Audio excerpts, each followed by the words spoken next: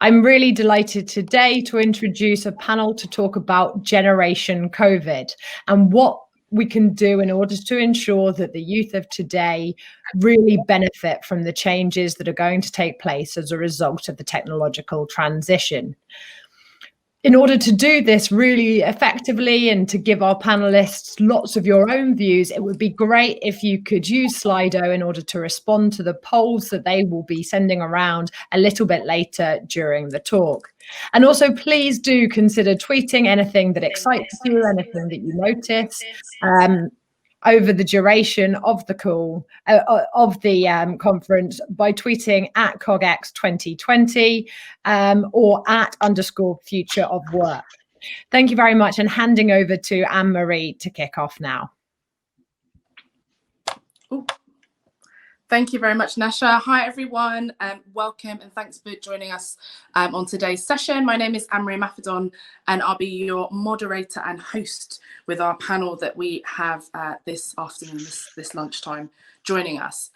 I myself am not quite Generation COVID as we're going to define it, but my day job actually is that I work with lots of girls and young women and non-binary young people aged from 5 up to 25 to introduce them to the world of STEM, science, technology, engineering and maths, their employment opportunities and their skills building.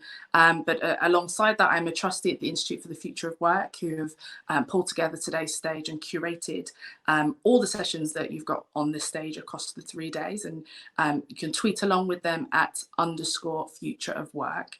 And I'm really excited on today's session to be joined by 3 panelists. And we're going to delve into, what is Generation COVID? What's our advice for them?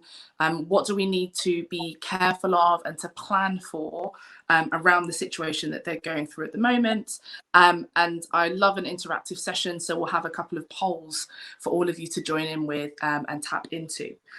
So I'd like to introduce our first panelist, who is Zara Davidson from Enroll Yourself. I think we've got her face appearing short. There we go. Brilliant. Here we all are. So Zara Davidson from Enroll Yourself. She's a social designer by background, and she is founder of Enroll Yourself, which is an organization establishing peer-to-peer learning networks across the UK. It's been supported by the Royal College of Art, Unlimited, and ourselves at the Institute for the Future of Work. So thank you very much, Zara, for joining me on this panel today. We've also got David Hughes joining us, who is the CEO of the Association of Colleges, which is the national voice for further education, sixth form, tertiary and specialist colleges in England. And he has worked across education policy for a while. Oh, are we able to show? There we go. Brilliant. There he is. He's worked across education policy for a while and previously was CEO of the Learning and Work Institute. And then finally, Lord Jim Knight, who is Chief Education Advisor at TES Global. And in his previous role, he was Managing Director of Online Learning, where he started what became the TES Institute. So these are 3 panelists joining me today to talk about this. And this kind of concept of Generation COVID is something that the Institute has identified as a generation, as a set of young people for whom Corona is hitting them in a unique way. Of course, we kind of Corona and COVID-19 and the pandemic has hit all different parts of society in different ways. But when we look at this group of 18 to 24-year-olds, a third of them have been laid off or furloughed during this period, which is almost twice the rate of older workers. 35% are earning less as a result of the pandemic. And there's already research that we've got out from the Resolution Foundation and from lots of other places that are saying that actually, even if we look at the levels of earning that this age group went on to have or had pre-2008 recession versus what they had up until October, we know that the levels of income aren't going back to what we saw pre-recession, and so we're going to see this kind of happen going forward. So the discussion today is to talk about what we should be doing to ensure that we don't have a generation impacted more than they need to be.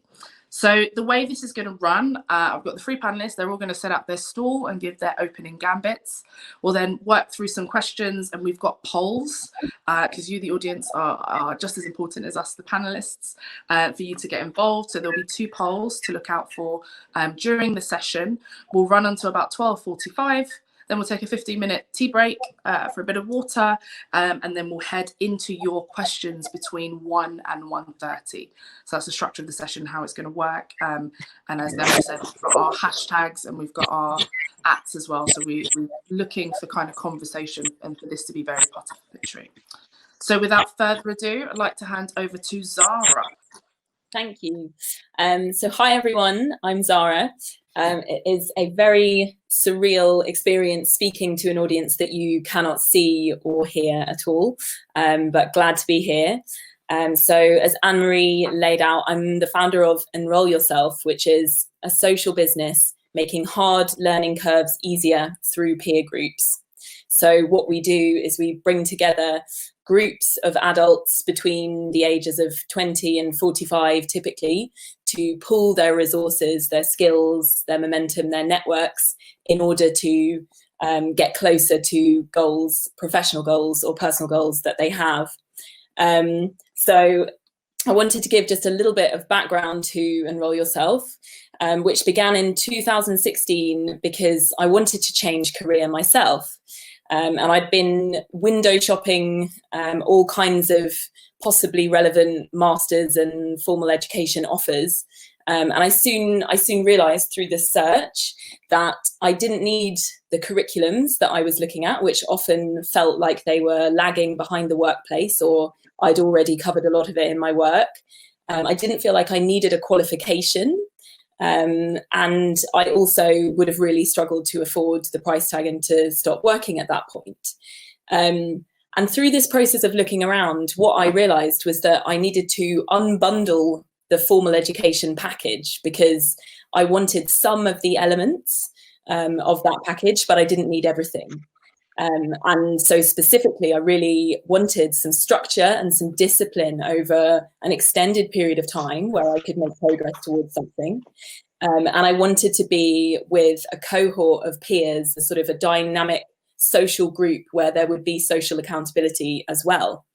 And so back then I gathered a group of a dozen peers who had a variety of different goals, committed them to 6 months of disciplined mutual support so that we could all bring our goals closer into sight. And since that point, as Enroll Yourself, we've now run 14 of these peer groups in London, Birmingham and Bristol here in the UK, and supported about 150 people to change career, to make self-employment work for them, to start a venture, to overcome anxiety with public speaking, you name it. And I think what our model really allows is for people to pool their resources at moments of transition through transitional periods in their life.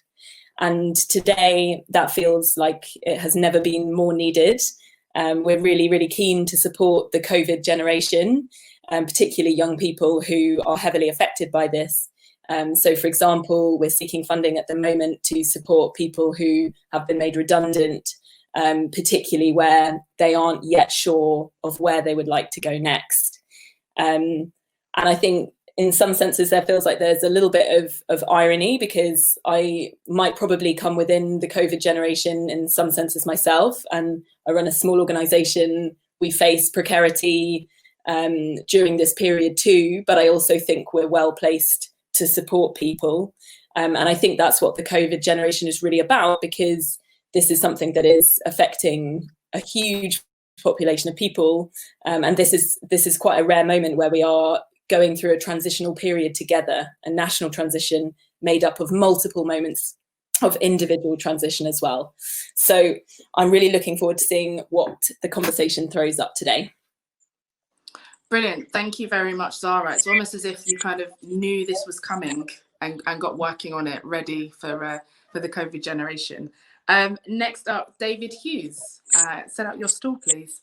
Yeah, hi, thanks very much. Good to see you. Good to be here. Look, every recession we've seen in the last 30 years, young people have been the ones who've been kind of worst hit by it. And for many young people, the so-called scarring effect of unemployment and long periods of unemployment during a recession can go on for years and years and years, and it will impact on people's life chances in terms of work and earnings. And this recession won't be any different. If anything, it'll be worse. It's partly worse because many of the sectors that young people, particularly those with lower qualifications, end up in are the very sectors that have been worst hit in this recession. So traditionally, we know that young people with lower qualifications will end up in sectors like hospitality and retail and tourism and so on. And they're the sectors that are going to be most impacted by lockdown and by the ongoing social distancing issues. So we think that young people are going to be really badly here. We know that lots of young people leaving school and college will have had 3, 4, 5, 6 months without any teaching. We know that that's going to affect them kind of mentally in terms of their well-being and their mental health. And we're really worried about kind of the impact of that in a world which is very negative at the moment. There's very little good news. All of the media is awash with things that are horrible and scary. And the Black Lives Matter stuff kind of compounds that, you know, appalling stuff going on there. So mental health issues and mental well-being issues, I think, are really, really important. And we know that there are about 800,000 young people due to finish, or to what they think will be the finish of their education, whether that's 18 or post-higher education this summer. What they'll be entering is a really toxic labour market, a really difficult labour market for them. We expect 10 to 15% unemployment. And we know that young people with little experience, and that particularly those with low qualifications, are really going to miss out. So we've got 3 things we've been pushing the government for. They are retain, restart and retrain. The retain bit is to try and make sure we keep young people and adults in learning for as long as possible, whether they're apprentices, whether they're in college, whether they're at university. We must make sure that we support them to stay in education, because that's the best place for them to try to get the best qualifications and to build their confidence about the future.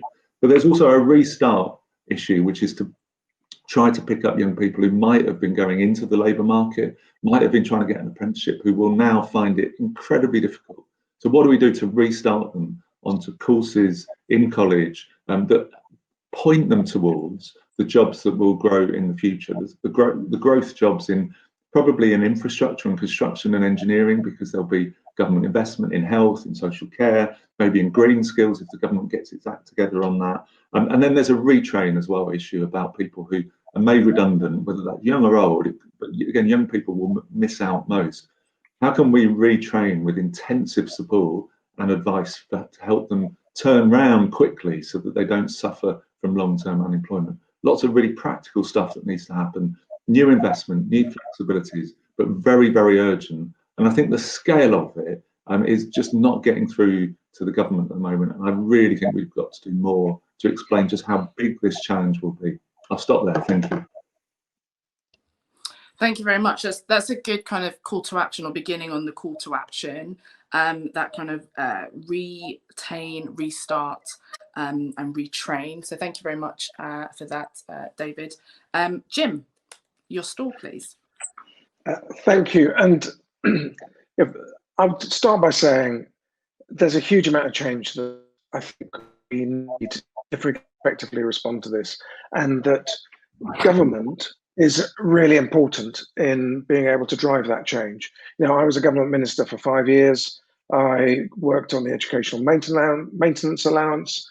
I worked on something called the Home Access Scheme, which got 500,000 school-age pupils who are offline, online at home, so that they could participate in learning online. That was stopped 10 years ago. I was responsible as employment minister for the Future Jobs Fund, which was our response to the 2008 banking crash in order to prevent mass youth unemployment, and as a result of which we did turn around rising youth unemployment. And I'm a big fan of the job retention scheme that the current Chancellor has brought in. So government's really important. And what would I want them to do? I think, you know, for the future generation, we need a school curriculum that properly includes life skills and work skills and is not just obsessed by the academic. Because at the moment, it just feeds into universities. And if I look at universities now, they're facing a huge financial problem because of the absence of foreign students. And they're also, in the end, still preoccupied by the academic. And an academic career is good for some people, but it's certainly not good for the masses that are going through into university and taking on huge amounts of debt. So, you know, I think their business model has been a bit broken for some time. And we need more diversity to go into the skills route that David's been talking about. And there we need a much more dynamic skills infrastructure that can cope with the longevity of future working lives and allow people to access sources of finance that enable them to change careers quite regularly through their working lives. And for me, that's an individual learning account, and the taxpayer, the employer, and the individuals putting into a fund through the working life in order to be able to fund that. And right now, in particular on apprenticeships, I think we should open those up to people regardless of prior qualification above a certain limit, but with a wage subsidy as well as a training subsidy, so that it's a sort of modern version of the Future Jobs Fund that I was responsible for 10 years ago. And finally, the other need is proper cradle to grave careers advice. We've allowed careers advice to really dwindle on the vine, and we now need something that is proper and fit for purpose, staffed by professionals, to give young people in particular careers advice, but then ongoing throughout the rest of their very long working lives.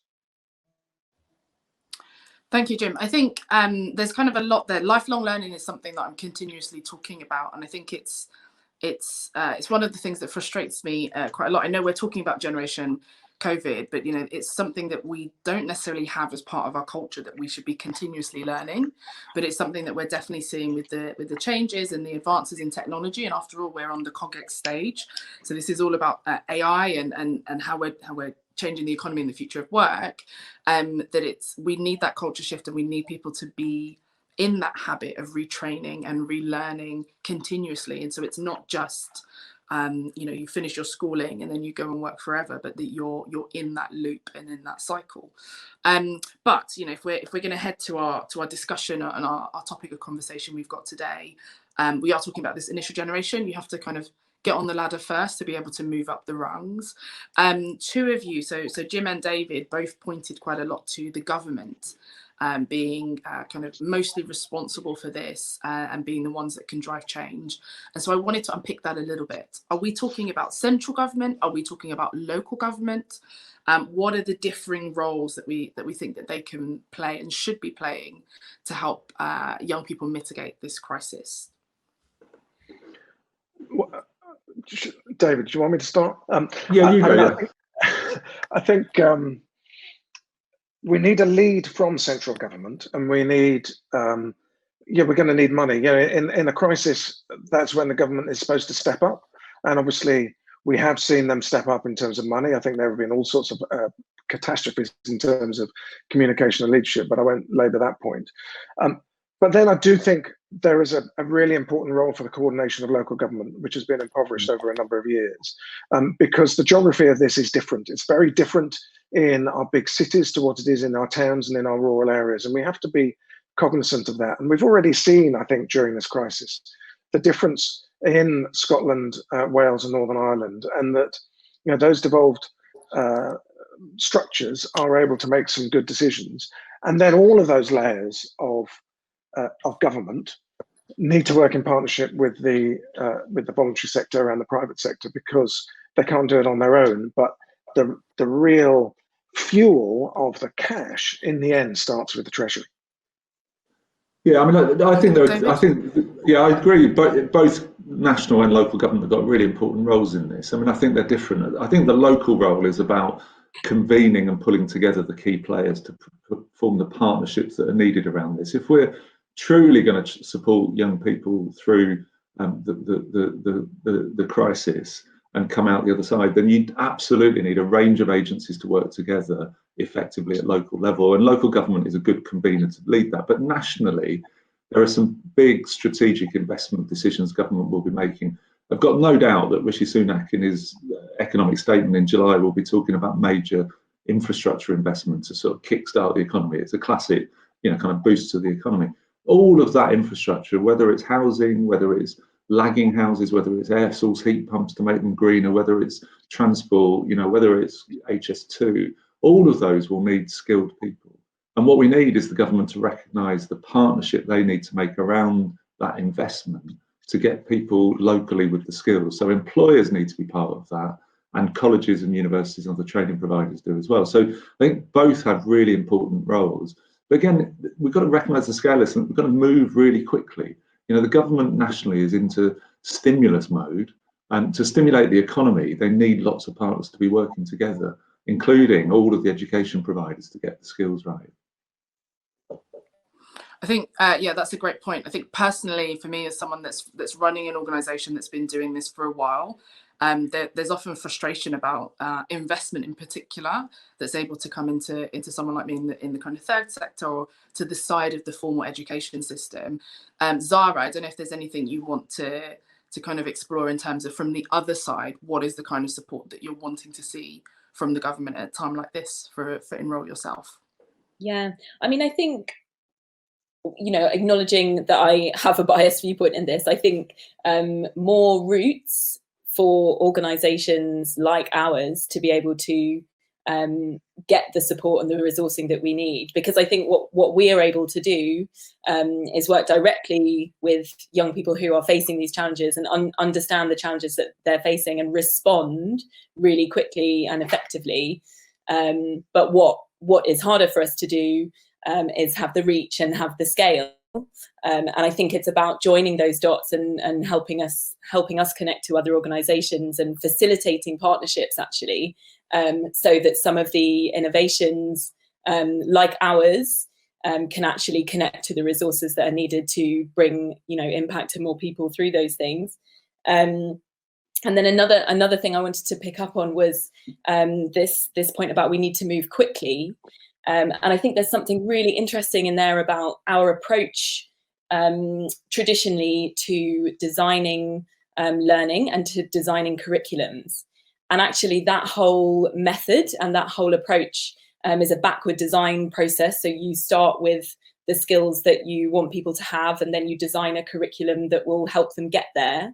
And often I feel in this time where things are moving quickly, by the time a curriculum has been produced and all the materials and everything, and it's then in contact with learners, often things are already starting to move on.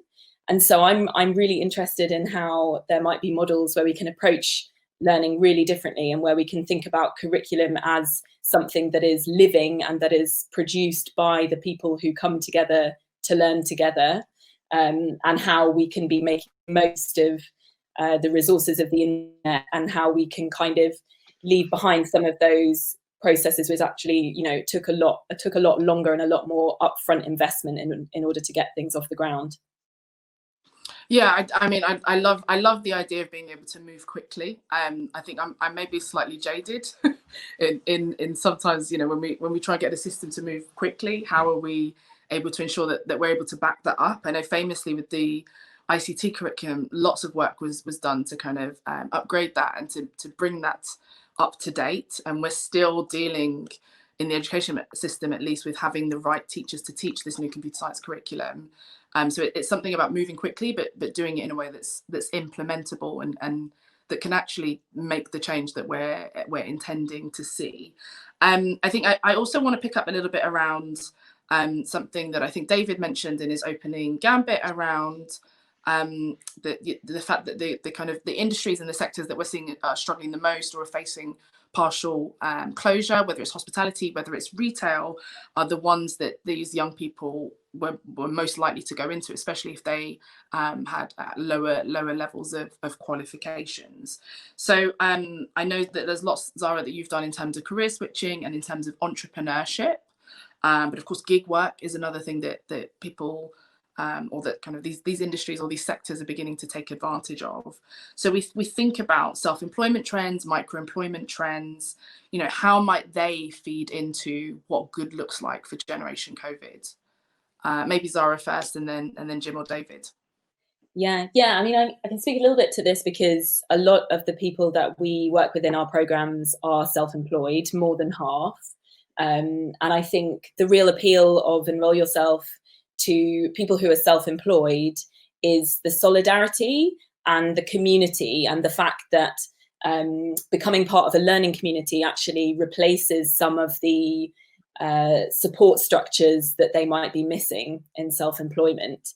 And we have gathered some evidence to suggest that actually people find new clients through this network, and that they're able to increase their income and gain some more stability through that process as well.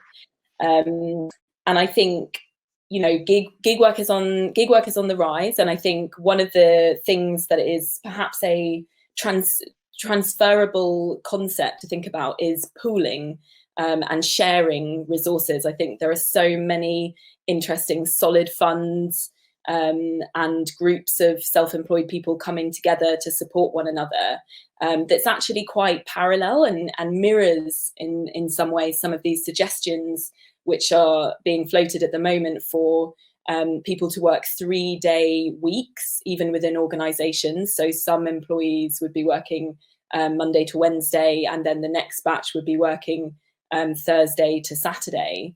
And I wonder whether there's a lot of mileage across lots of different aspects of this conversation to be thinking about how we can pool and share, and how we can bring people into the most appropriate groups so that they're able to do that, and so they can act as buffers for one another, so that we don't have some people self-employed really thriving, mopping up all of the work in certain sectors whilst other people aren't. Definitely. Jim? Yeah, I want to go. I mean, there's a trend, I guess, in the way in employer behaviour, which I think is interesting when they're recruiting, which is starting to move away from the CV and the use of qualifications as a proxy for skill, and using forms of analytics in order to be able to just better understand the skill and the potential of individuals. And what that takes me to is not only the appetite of employers to start to grow their own more and to take people on earlier in their educational journey and then be partners in their educational development, but also the role of qualifications. You know, if qualifications are the currency around which our education system works, but if employers are starting to value them less, and I think they are, then we could move to a much more dynamic system. Because if our education system starts to use some of the same analytics that recruiters are using, and we capture the learning of learners and what they're capable of and what their potential is through analytics, maybe we don't need the certificates, maybe we don't need the qualifications, and then we can respond much more quickly, because as we were just discussing, it takes a bit of an age for a curriculum to respond to what's going on in the real world and in the labour market. And then if you also have to get a qualification that you get accredited, that just takes another age all over again. And I'd be really interested if this moment that we're living through right now is an opportunity for us to just push a bit faster around the move to a post-qualification education system. So I love that idea. I know it's something when we talk about AI, I know it's something that Century Tech is definitely looking at, this idea of kind of continuous assessment and having a wider picture where it's not just a snapshot at that particular day or for that particular exam or that particular submission, but it's a kind of over time look at the learning patterns of a particular pupil, particular student. So David, this is kind of the core of your work. I want to bring in the fact that, you know, education, secondary, tertiary, it's not just about the qualifications and the learning. There is also social value in being part of educational establishments. If we look in the more medium term or short term, you know, we've got social distancing that's become a given. It's become a compulsory across all parts of life, not just within education. How do we ensure that we're able to maintain the social value of educational establishments for learners at a time like this? Yeah, really good question. I mean, we're really worried anyway that the last 10 years of funding cuts in tertiary education have really hit enrichment, and that student experience is much narrower than it used to be. And all of the things that basically middle-class kids take for granted in terms of overseas travel, in terms of going to the theatre, in terms of being able to get into drama or sport or whatever it might be, are not available to sort of large numbers of our young people. And I think one of the things when we rebuild tertiary education after this, we've got to think about how much young people learn from being involved in extracurricular activity.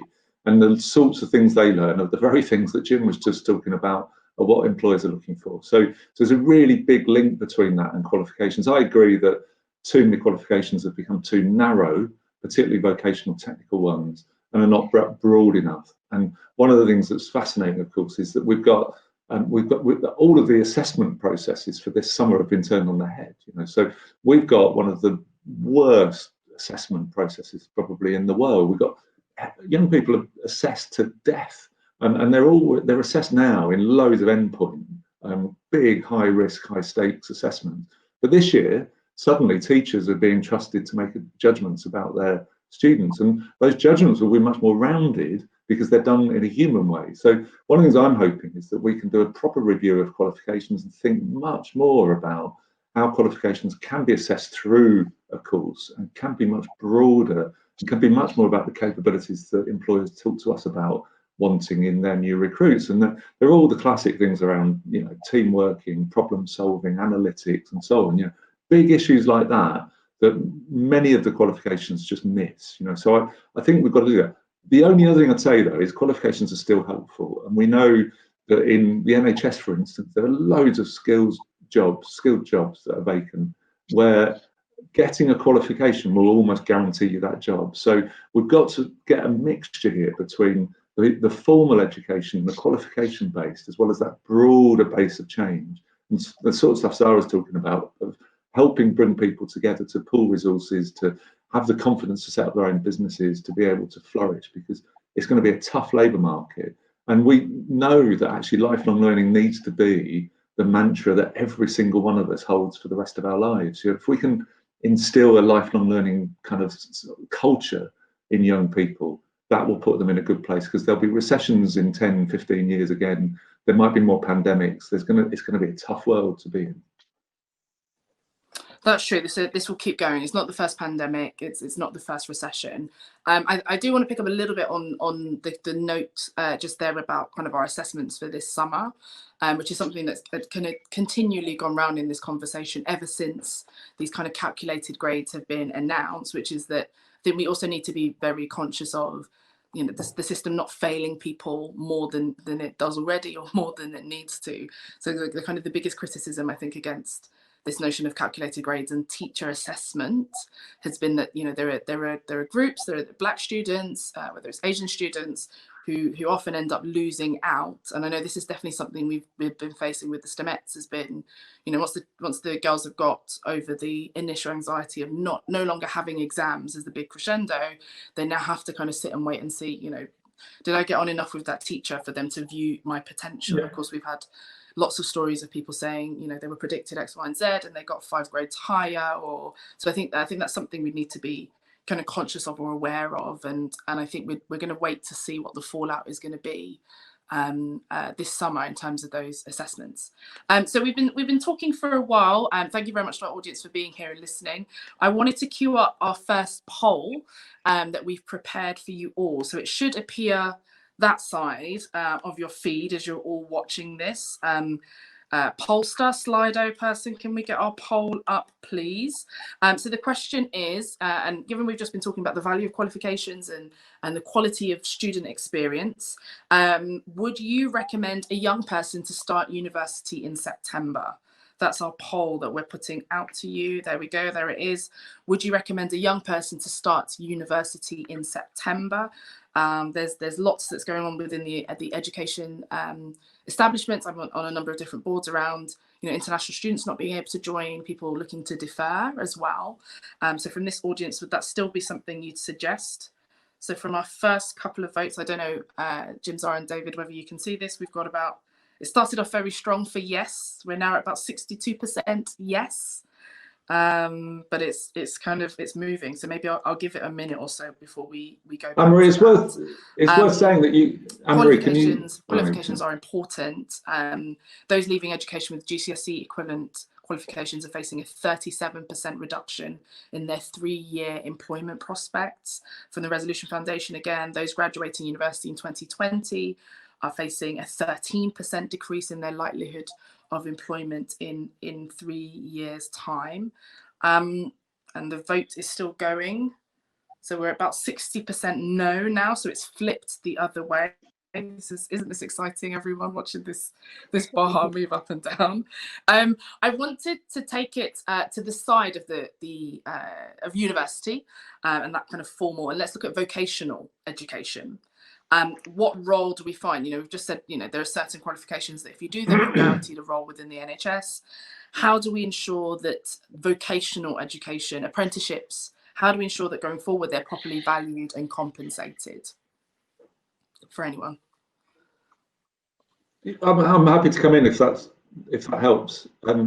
Thanks. I mean, look, colleges deliver the vast bulk of vocational technical qualifications in this country, and 10% of higher education, by the way, is delivered by colleges. So you don't actually have to go to university to get higher education. You can go to college, you can and live locally and perhaps work part-time. And it's worth remembering that we have this obsession in this country with higher education meaning going to university for 3 years in a kind of Hogwarts school type of experience.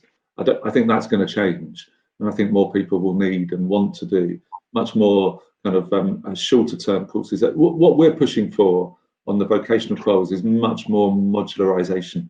People able to do bits of qualifications that help them get the job and then carry on part-time and flexibly, and possibly with much more online learning to be able to achieve. We have a very strange system in world terms in terms of the number of people doing residential 3-year undergraduate bachelor's degrees. We don't need that to be the dominant or only source of higher education. We need much more flexibility in it. We've got very few part-time higher education students, a massive drop in the last 10 years. So vocational technical quals are really important, and in many sectors, in construction, in engineering, in the NHS, and in things like hospitality, the vocational qualifications are well understood, valued by employers, and really helpful in terms of people getting into the labour market and getting decent jobs.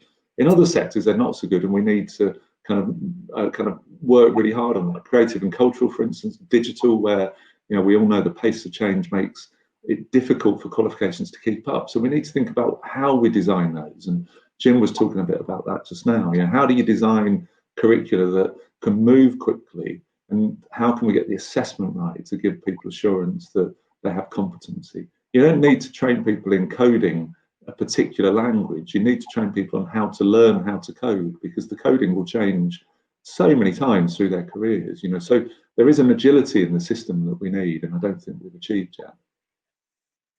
And Anne-Marie, I would just say, I think we need a better fusion between the college sector that David represents and the university sector. That he's right that the notion that you might advise someone to take on 50 grand's worth of debt for a 3 or 4 year residential degree and then your learning is done, that's over. And we need much more fluidity, and we need much more modularization, as he said. And that if the two sectors work more closely together, then a lifelong relationship with the college, university of your choice, you might end up in a subscription model rather than a debt-laden model, where then the careers advice comes from the institution that you pay the subscription to. So they continue to provide learning, mentorship, and coaching for you. And they can provide some accreditation for some of the learning that you do in work, that you do as self-employed, as well as the learning that you do in formal institutions. That dynamic system, then funded by some kind of individual skills account, I think has to be part of the thinking as we think for the future.